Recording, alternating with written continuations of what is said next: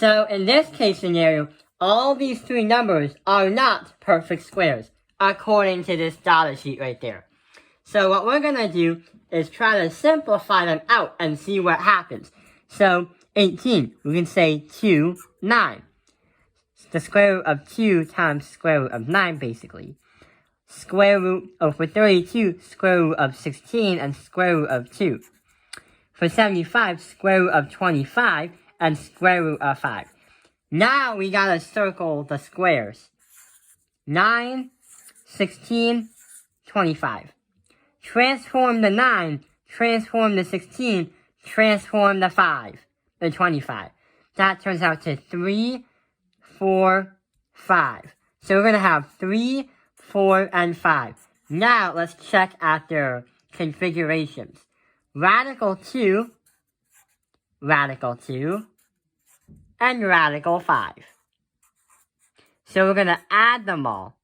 So the thing is, we have 3 times radical 2 plus 4 times the square root of 2 plus 5 times radical 5. It doesn't matter if you call it radical 5 or the square root of 5, because it's literally the same thing. But the problem now is, it's still not simplified. Why?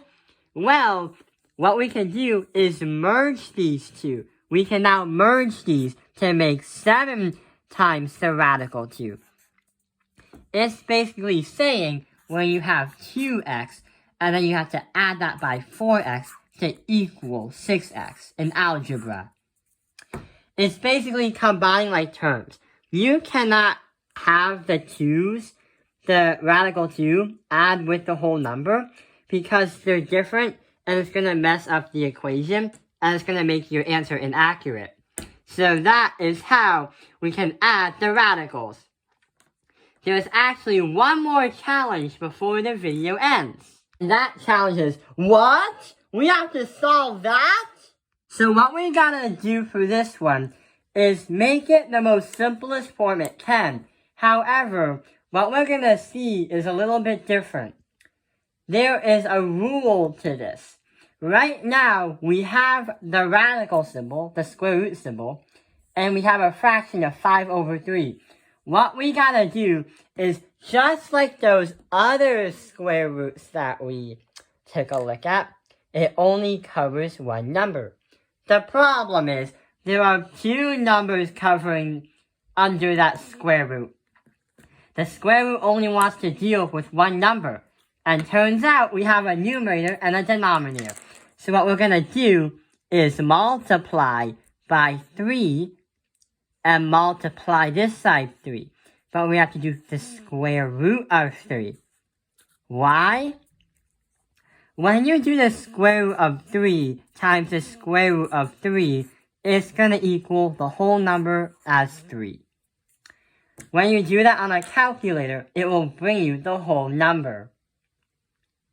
So we have 3 right here, and we have 3 times 5 is going to stay as radical 15.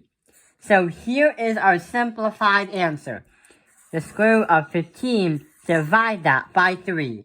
And that is how we understand the radical roots and the square roots. Let's get launching.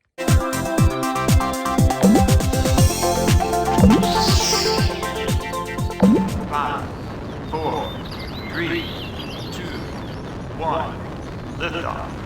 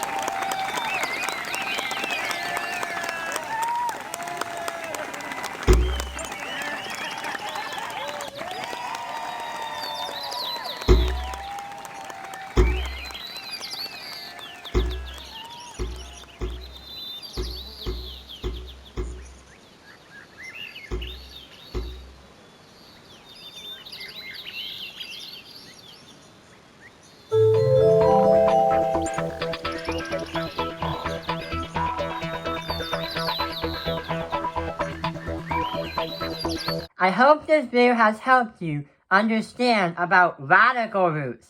Thank you for watching Top Penalized Math Industry. Like and subscribe.